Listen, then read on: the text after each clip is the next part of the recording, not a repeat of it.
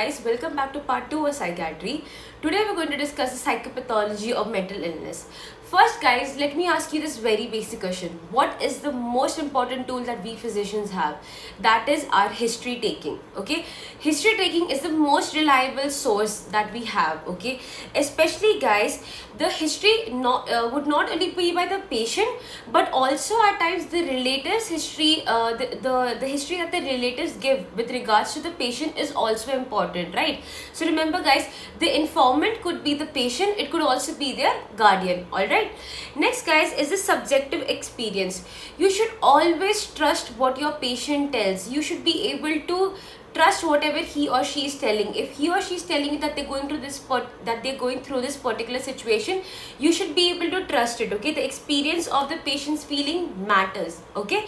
Next guys, you have to see if whether this patient is in distress or if this patient is in any sort of dysfunctionality, right?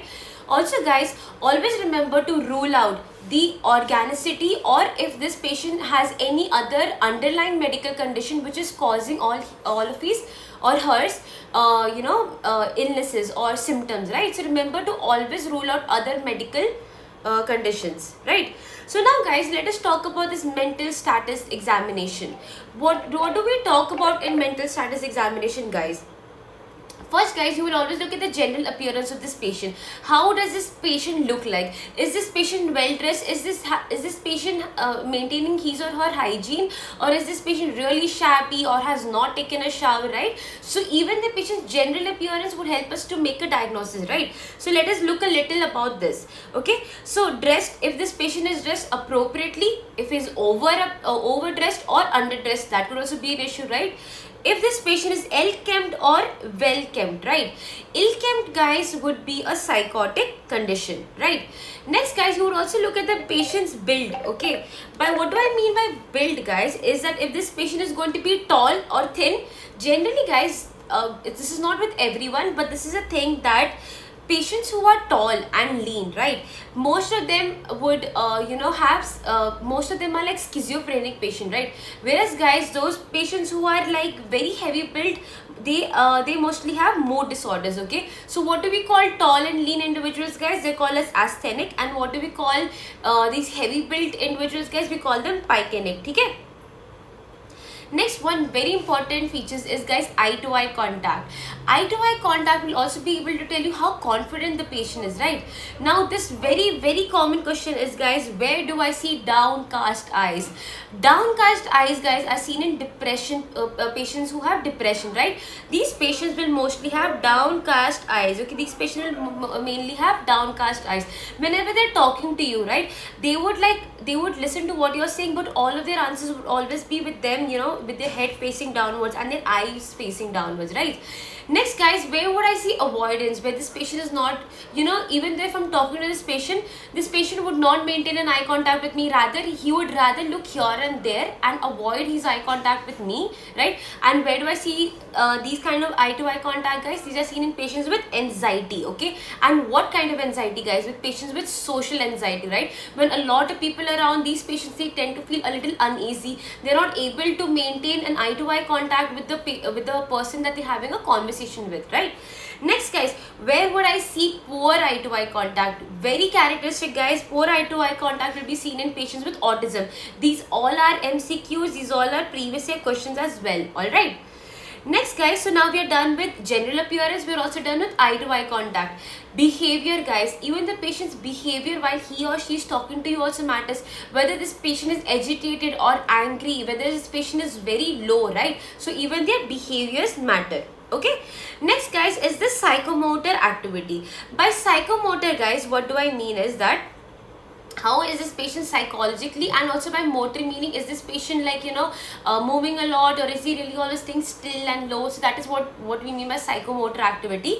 In patients with guys depression, okay, there is a decrease in this patient's psychomotor activity, whereas in patients with mania, right, they're always up to something, right? They always want to jump from one topic to another topic. That is going to be patients with mania. They're going to have an increased psychomotor activity, okay? Next guys, very important is your rapport. rapport. Okay, rapport is what the patient, what the doctor, rapport is basically the relation that the doctor has with the patient, right? You guys need to understand that in psychiatric patients it takes a lot of time for them to build this this source of safety, or to have this to be able to share, to be comfortable. It takes quite some time, right? So what you need to remember, guys, that depressed patients, right, they take a lot of time to establish a rapport. Okay, they're always you will need multiple sessions for them to finally open up and tell you, for them to open up and tell you how they feel, right?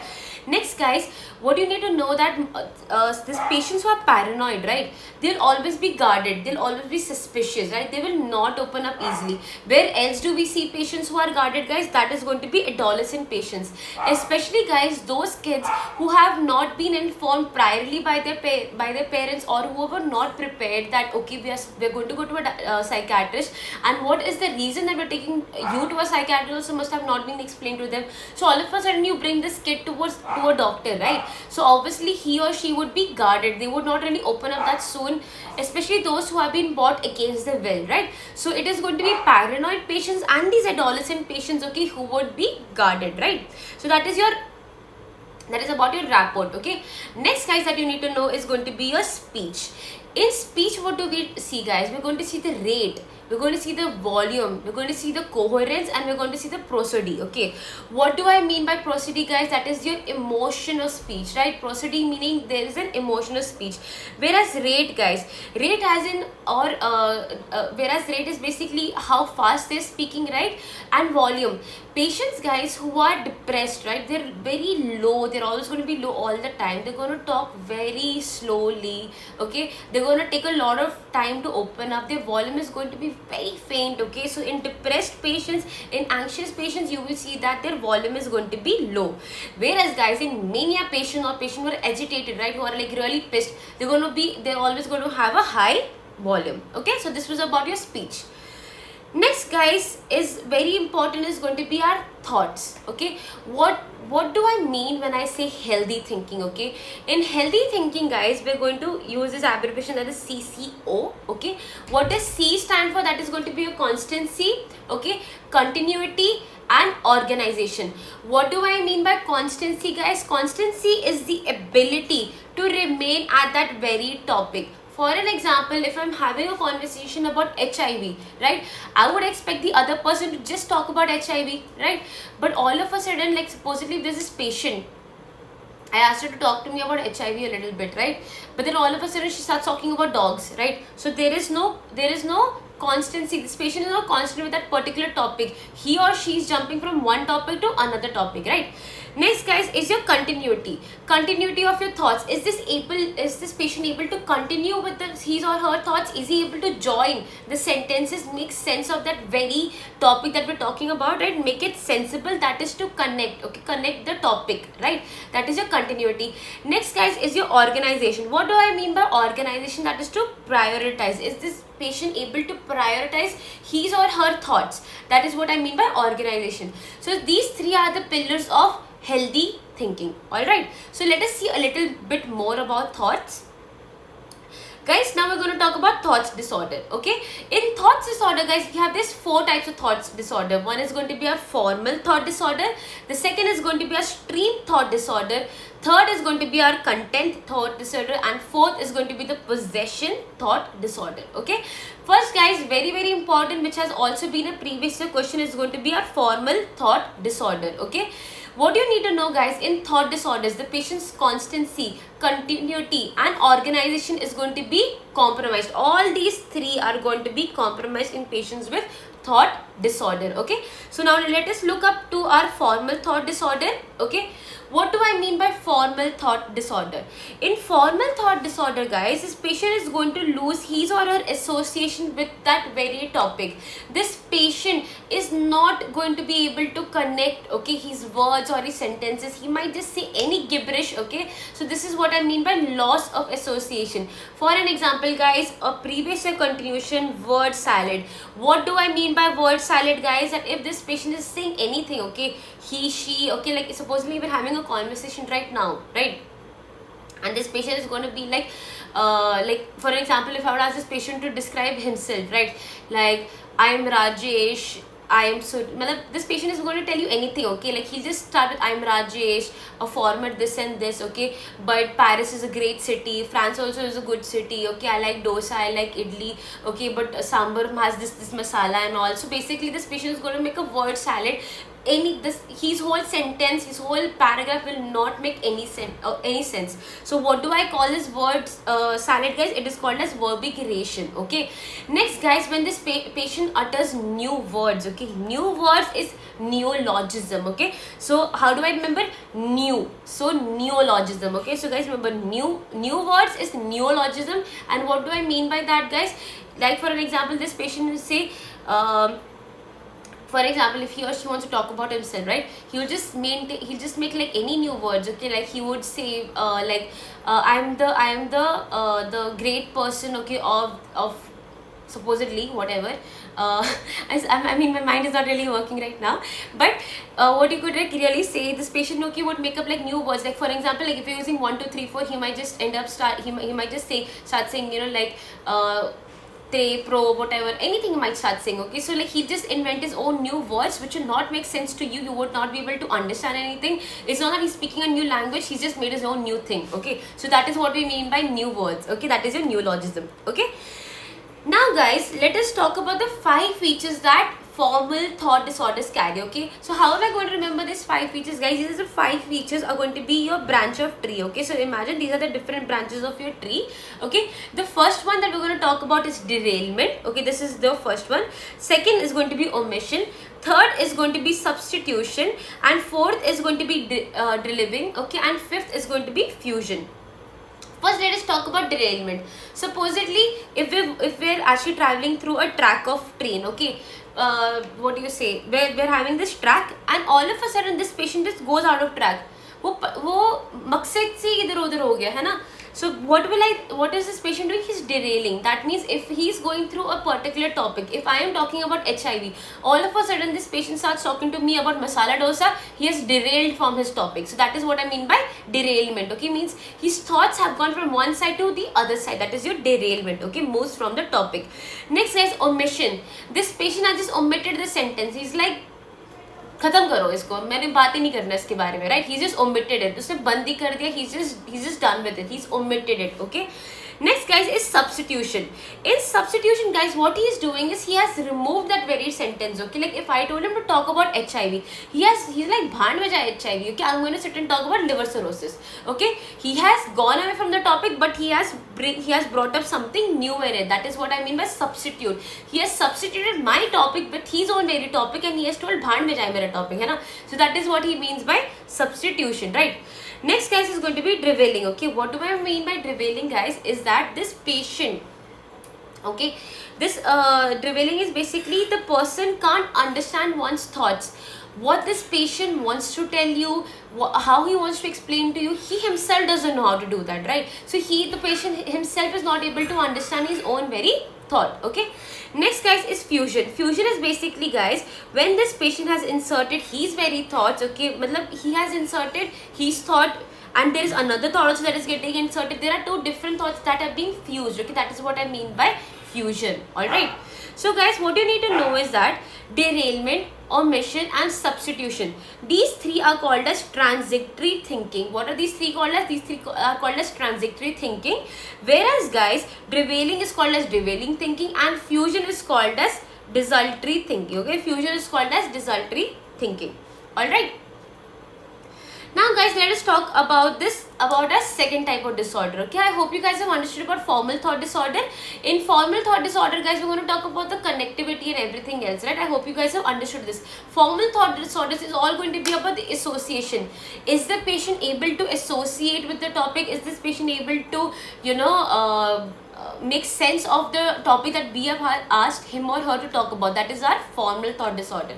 Now, guys, we're going to talk about the stream.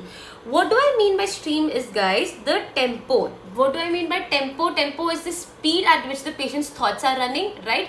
And continuity. Is this patient able to continue with that very thought, right? First, guys, let us talk about the various type of tempo. By tempo, what I mean, the speed of this patient's thoughts. First guys, where this is a PYQ, very commonly asked, flight of ideas. Where do I see flight of ideas?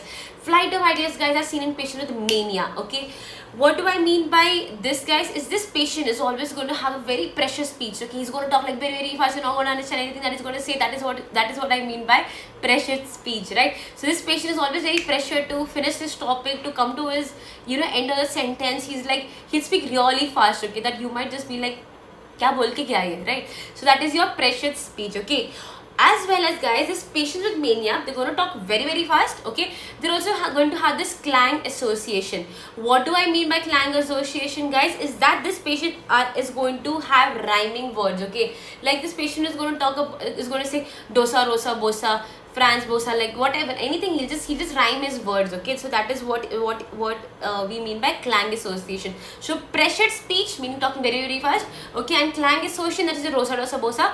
Okay, all this is going to be seen in patients with mania. And what do I mean by these both is guys flight of ideas. Okay, next guys, prolixity or speech. Where do I see prolixity or speech guys? These are seen in patients who have hypomania, right?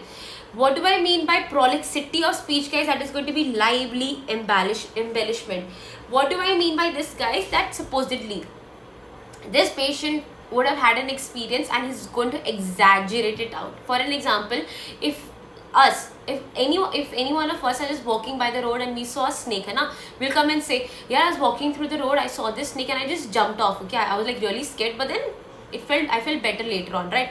This patient is going to put his mirch masala and whatever, and he's going to make a whole pulao out of it, and he's going to tell you the story. Okay, I was walking past the road, it was really dark. Okay, and I heard this and all of a sudden the lights went off and I was just attacked by this big ass viper, this, that and all. He's going to put all mirch and masala, exaggerate his story, and he's going to tell you. Okay, that is what we mean by prolixity of speech, right? He's going to exaggerate things. He's going to make up this whole big ass story, and like he would just make a movie out of whatever experience he's been through. Okay, so that is what I mean by prolixity of speech. And where do I see prolixity of speech guys? These are seen in patients these are seen in hypomania patients. Okay, next guys, where is the tempo going to be really retarded, really slow? It's going to be seen in depressed patients. Okay, in the patients who have depression, their tempo is going to be really retarded and very slow. Okay, I hope you guys have understood this much so far. Okay, next guys, we're going to talk about circumstantiality. Okay, circumstantiality guys, this patient is going to be beating around the bush. What do I mean by that is guys, that this patient supposedly, if I have been talking about him, like, okay, so you tell me something about yourself, he would be like, other than telling about himself, he's going to tell me everything. My friend Mahesh, he's from here and there. Okay, he has studied there, he has done this, his girlfriend is this, his girlfriend is that. अपने बारे में कुछ नहीं बोलेगा वो, बाकी सबके बारे में बोल देगा. He's not going to talk about himself, he's going to talk about everyone else. That is what I mean by circumstantiality. Okay, in circumstantiality guys, this patient will just move away from the topic. He's going to deviate away from the topic and he's not going to come back. He's going to be beating around the bush. Okay, so sorry, my bad. I confused myself. Okay, in circumstantiality, he's going to talk about something else or about some other topic. Okay, but he will come back to the topic. Okay, he moves away, but he comes back to the topic. What I was describing earlier, guys, that was tangentiality. Okay, in tangentiality, what happens over here? This patient just goes away from the topic. He's going to deviate away from the topic, and he's not going to come back. Okay. So that is going to be tangentiality. And where will I see these tangentiality and circumstantiality guys? It's going to be seen in patients with schizophrenia. Now guys, another P by Q. Okay, I know that circumstantiality is a stream disorder, stream thought disorder. What is tangentiality? Is that also a stream thought disorder? No guys, this is a formal thought disorder. Okay, this is a formal thought disorder. Okay, this is a formal thought disorder, right?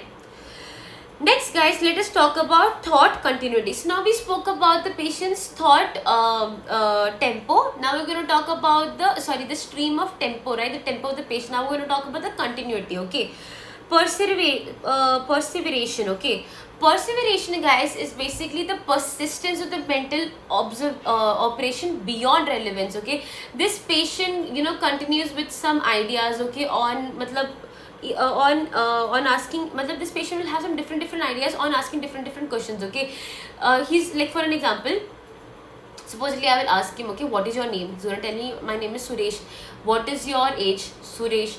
What is your favorite food? Suresh. Okay, meaning he's going to continue with that same answer. Okay, but even though you keep on asking him 10 different questions, he's going to tell you that same very answer. Okay, that is what I mean by perseveration. He's going to perceive, he's going to be very persistent with his answer. Okay, next guys is thought block. This patient can't think further, only he has no thoughts only in his mind, so it's blocked. Okay, he cannot think any further. Okay, I hope you guys have understood stream of thought, guys. In stream of thoughts, we have been talking about the tempo and the continuity. Okay, how by tempo I mean the speed of thoughts. Okay, and continuity, is this patient able to think, or is this patient able to answer my next question? Is he repeating? Is supposedly my patient is going to keep repeating his answer. What is that? That is going to be perseveration. He's just going to keep repeating that same answer for every question. Okay, next guys, let us talk about content thought disorder. Okay, in content thought disorder, guys, we're going to have three different topics we're going to talk about. One is delusion, the other one is ideas, and one is overvalued ideas. Okay, now guys, delusion and ideas, both of them will have this abbreviation, that is FFB. Okay, but one of the F's are going to be really, really different over here. Okay, where will I see false fixed belief? Very good. I will see false fixed belief, guys, in patients who are delusional. Okay, whereas false fluctuating beliefs, guys, this will be seen in patients with ideas. Now, how do I differentiate the two? For an example, guys, there is this uncle, okay, that I have. Okay, he'll always come and tell me that, Simran, yaar, see this X-ray, right? I feel that there's something wrong in this. I'll tell him, no uncle, it's fine, it's nothing, it's not a big deal. Okay, like there's nothing that you have to worry about. Okay, then he'll be like, okay, fine, yeah, you're right, Simran, yeah, thanks for like letting me know. Again, he'll call me the next week, Simran, yaar, there's something wrong with my X-ray, can you see? I'm like, nee uncle, I've checked it, it's fine and all. Okay, he'll be like, right Simran, yeah, okay, you're right, yeah, there's nothing wrong with my X-ray, right? This patient will keep on coming to me, okay, and he's going to keep asking me the same question regarding his health. My answer is going to be the same, right? But it is me that who keeps on telling him, that who keeps on giving him the reassurance, because of which he's like, okay, haan, sahi baat hai, there's nothing to worry about, she's right about it. Okay, so meaning he has this false fluctuating belief that something is wrong with me, but it fluctuates, meaning with my reassurance he feels better. But what happens in patients with delusion, guys, that if there's a patient who comes with me, hey, Dr. Simran, can you please look at this, is this fine? I'll be like, yeah, this is fine. No, you're wrong. How much have you studied? What degrees do you have? I don't think you're reading my X-ray well. I don't think you know how to read your X-ray. Do you know anything with regards to radiology? Are you even a radiologist? He's going to question every means. Even though you bring a radiologist and you make him sit and you make this person read in front of him, okay, then also he's going to be like, no, either of you don't know anything. I know there's something wrong with me, and there is something wrong with me. Are you guys understanding this, the difference between both the scenarios? In scenario number one, guys, this patient had a feeling that something is wrong with me, but on my reassurance he felt better at least for a week. Okay, but in patients with delusion, guys, no matter how many doctors he goes to, he will keep on saying that yes, there is something wrong with me, you doctors don't know how to diagnose me, right? So his belief is going to be so fixed that no matter who he goes to, what you keep on telling him, he's going to be like, nay, there is something wrong with me, I know that. Okay, so that is what I mean by delusion, right? False fixed belief. Okay, guys. Now, guys, overvalued ideas. Okay, what do I mean by overvalued ideas? Okay, this is the third type of content thought disorder. In overvalued ideas, guys, this patient is going to have too much emotion with whatever he or she believes in. For an example, guys, politics. Certain people are so much involved in politics that, I mean, you could offend them like that. Any comment of yours would give them extreme rage, okay, or they're like too much valid, okay, into that. Or for an example, guys, religion. Certain patients are very much into religion also, right? So they would keep chanting all the time, okay, meaning they're like everything. You tell them anything, if they'll just think ki, haan, God is one day going to come and tell them everything. Like they overvalue everything too much. So that is what I mean by overvalued ideas. Okay. Next, guys, is going to be delusion of misidentification. Okay. So we're going to talk about these various delusions right now. Okay. In delusion of misidentification, what happens is, guys, that we're going to talk about two different syndromes over here. Okay, first, guys, there is going to be this positive delusion, and the other is going to be negative delusion.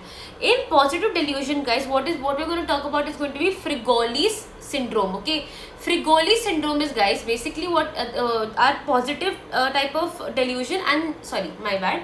Okay, first, guys, let us differentiate. Okay, in delusion of misidentification, for example, if I know this person, okay, what do I mean by misidentification, guys? Then if one fine day, chalo, if some of you know me, right, you're going to be like, okay, she's Simran, right? If some of you one day, you'll come and you'll be like, who is she? Like, is her name Monica, right? That is a misidentification. That is what I mean by misidentification. Okay. Next, guys, in delusions of misidentification, you're going to have a positive and a negative. Okay. Under positive, guys, we're going to talk about Frigoli syndrome. Okay, Frigolis. What do I mean by Frigolis, guys? Supposedly, that if I was sitting outside, let me give you a scenario. I'm sitting in a clinic, okay, and outside the clinic there's this random dude, a random stranger who I don't even know, koi atta pata nahi uske bare mein, sitting outside, okay, and I'm looking at it and I'm thinking, okay, I'm like, why is this guy standing outside? He's there to kill me. Like, what I'll think is that this stranger who I have no idea about, okay, wants to come and kill me, okay, right? Right, okay, so this stranger becomes a persecutor, okay, that the stranger, any random stranger, okay, who I have no idea about, he would want to come and kill me. That is what I mean by Frigoli syndrome. In Frigoli syndrome, the patient thinks that any stranger, any random stranger who he or she has no idea about will want to come and kill them. That is Frigolis. What happens in Capgras is, guys, that the patient starts having this delusion of doubles. That this patient starts thinking that his or her spouse is a stranger. Okay, his or her spouse is a stranger. For example, if there are these two married couple, one is Kumar and one is Anita, right? And Kumar will just one day go to his wife and be like, "Who are you? What are you doing on my bed? Get out from here." And she's gonna tell, like, "I'm married to you. I'm your wife." "No, you're not my wife. I don't know who you are. How can you sit down on my bed?" This, that is going to make a huge fuss of it, okay? So that is a Capgras. And how you would remember Capgras, guys? That sometimes when the patient is wearing a cap, okay, when any person is wearing a cap and it's covered till here, you're not able to identify that person. So what do we mean by Capgras? That I'm not able to identify the person, okay? So Capgras mein spouse becomes a stranger, whereas in Frigolis, guys, the stranger becomes a killer, a persecutor. Okay, so remember the two difference between this. Next, guys, to those who have watched How I Met Your Mother, I'm pretty sure all of you know what this doppelganger means, guys. Doppelganger is nothing but delusion of self-double. For example, that I will think that there is one more person who is exactly like me somewhere in the world. That is what I mean by delusion of self-double. Like मेरे जैसे एक और इंसान है, ठीक है? But then चलो हो नहीं सकता, ठीक है? So that is what we mean by doppelganger. Okay. Next, guys, is this paranoid delusion or persecutory delusion. Just now we spoke about it. What did we mean by persecutory delusion, guys? That this patient is going to think that someone wants to come and kill him or her. Okay. Now, guys, let us talk about this various other delusions that we have. Okay, various other PYQs. Okay. One thing, guys, you need to know about this is this Othello syndrome. Okay, what do I mean by Othello syndrome, guys? Patients who are chronic alcoholics, okay, they will always think that that their better halves are having this affair going on with someone else. It is a delusion of infidelity or delusion of jealousy. Okay, matlab these patients who drink and come, they'll be like, इसके साथ चक्कर चल रहा है, मेरे बीवी का मेरे neighbor के साथ चक्कर चल रहा है ना, that my wife is having an affair with my neighbor. I'm 100% sure she's having an affair, even though she'll be sitting at home the whole day, she'll be banging her head कि why does this guy drink so much. Still this idiot will come and he'll say that she is having an affair with someone else. That is your Othello syndrome. Okay, Othello syndrome. ठीक है. Next, guys, is the Magnet syndrome. In Magnet syndrome, guys, over here you will see this is going to be a delusion of persecution as well as tactile hallucination. Okay, and where did I say that we saw tactile hallucination, guys? In video number 1, we saw that in cocaine bugs. Okay, that is the Magnet syndrome. Okay. Next, guys, is your De Children-Bolt syndrome. Okay, this is going to be the delusion of love. Okay, for example, this is random dude. You must have definitely seen there are some patients who are extremely obsessed with celebrities. Okay, matlab this patient, random dude, okay, will go and stand about supposedly Aishwarya Rai's house and he'll be like, she's in love with me, I'm in love with her, I know that she is in love with me. Okay, he's going to be like, I am connected to her, we both talk to each other, I know she loves me, she keeps looking at me, she keeps finding for me. We also call this as an erotomania. Okay, this is delusion of love. Okay, next, guys, is going to be a Cotard syndrome. Cotard syndrome is, guys, delusion of nihilism, delusion of negation, delusion of nihilistic. What do I mean by delusion of nihilism, guys? That this patient will think that he has no blood. उसमें कोई जान ही नहीं बची है. The patient will think like that. And where do I see this Cotard syndrome, guys? Very important. This is a PYQ. You will see this in severe depression syndrome. In severe depression syndrome, this patient will think like there's no blood flowing through his veins or arteries. Okay, that is his body is getting rotten, right? That is what I mean by delusion of nil. Nil मतलब कुछ भी नहीं है, zero, nothing is there. So that is what we mean by delusion of nihilism. Okay. Next, guys, is Ekbom syndrome. Ekbom syndrome, guys, is basically your restless leg syndrome. Okay, restless leg syndrome. Okay, where and why does this patient have restless leg syndrome, guys? This patient will think that there are parasites walking on top, the smaller insects. Okay, parasites walking. Delusion of parastosis. Okay, that there are parasites in the body. And one very characteristic feature, guys, that this patient is going to come with a matchbox in your cabin. Okay. For example, this patient is going to come with a matchbox. He's going to come and he's going to keep it on your table. Okay, doctor sahab, look, I brought something in this. Okay, like don't open it all of a sudden. Okay, stand a little behind and open it. Okay, and when you open the matchbox, there's going to be nothing in that. He's going to be like, I've caught all the parasites that walk on me and I've put it in my matchbox. So what do I see over here, guys? Very important. I'm going to see a matchbox sign in patients with Ekbom syndrome. That is your delusion of parasitosis. Okay, that this patient is going to bring a box, he's going to keep it on the table, and he thinks that he has got all the parasites that's walked on it. Okay, and if you open it, he's going to be like, doctor, why did you open it? All the parasites are going to come on me, it's going to come back to me, hai na? So that is his delusion that there are some kidas walking on him. Okay, I hope you guys have understood this. Okay, now, guys, thought possession disorder. Okay, thought possession disorder, guys, in the very first thing that we're going to talk in thought possession disorder, guys, is going to be a thought alienation phenomena. So your thought alienation matlab foreign. Okay, and what I mean by this is first is going to be thought insertion. First let me start with one basic thing, guys. What do I mean by thought alienation? Okay, thought alienation is, guys, basically that this patient is going to have a foreign thought. Okay, this patient will think that someone has come and inserted his or her thought in his or her mind. Okay, for an example, and this thought alienation disorder very commonly seen in schizophrenic patient. This patient is going to think like, someone is telling me something in my mind, inserting. Okay, for an example, if I'm thinking something, okay, this patient will think that his or her thought is getting broadcasted. मतलब सबको पता चल रहा है. Like if supposing I'm sitting and I'm thinking, यार मतलब आज बिरयानी खाना, आज मैंने ड्यूटी नहीं जाना, I'm not going to go to my duty, I'm going to sit at home and eat biryani, right? And this patient I'm going to think, yeah, everyone is getting to know what I'm thinking. Like if I have schizophrenia, I'm going to think like, I'm going to be very paranoid, like everyone is thinking, everyone can hear what I'm thinking, every thought of mine is being broadcasted, right? So that is what I mean by thought broadcast. Thought withdrawal, that means that this patient's thoughts have been taken away, it's been withdrawn. Okay, so what you will see, guys, that this patient, okay, is going to have a loss of ego boundary. Okay, that what I mean by loss of ego boundary, guys, that anyone can insert this patient's thoughts, broadcast his or her patient's thoughts, or his or her thoughts can be withdrawal. This patient is going to have those kind of thoughts ki matlab someone is trying to fit something in my head. Okay, someone is talking to me. Okay, someone is like everyone can hear what I'm thinking. So this patient is always going to be like, everyone can hear what I'm thinking and all, right? This patient will go crazy because of that. Very commonly seen in schizophrenic patient. And guys, this thought alienation phenomena is the first rank symptom of schizophrenia. This is the PYQ. What is the first rank symptom of schizophrenia, guys? That is going to be a thought alienation phenomenon.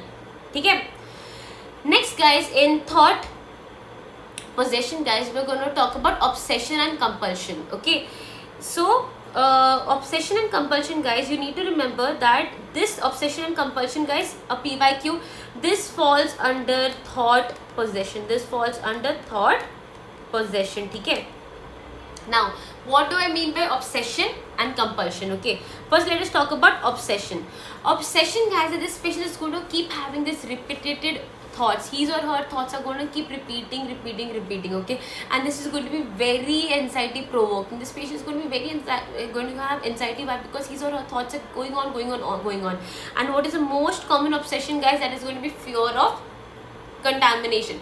For an example, if this patient even kept his hand on his table, he's going to go wash his hand again.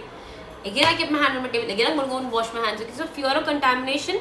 Okay, so this fear of contamination will make him to go and keep means that this patient is going to have a fear, okay, of meaning, you know, that that I might like get anything, like, you know, that they might, that everything is dirty according to him. That is what I mean by fear of contamination. Okay. Next, guys, is going to be your thought possession. Okay, sorry, my bad, guys. That obsession and compulsion is a thought possession disorder, right? And so we're done with obsession. Now compulsion, guys. Compulsion is going to have two main subtopics. Okay, that is going to be a mental and physical act. What do I mean by mental or physical act? I have no idea how these balloons are going on, but chalo, theek hai. Mental act, guys, is basically this patient is going to keep on chanting verses, keep on taking God's name. He's going to keep counting numbers, okay, and this is going to be very anxiety relieving. Okay, like for example, if this patient is very, very anxious, he or she is going to keep counting numbers, keep taking God's name, okay, or he's going to keep chanting some verses. Whereas what is a physical act, guys? That is going to be your hand washing. Hand washing is going to be a physical act.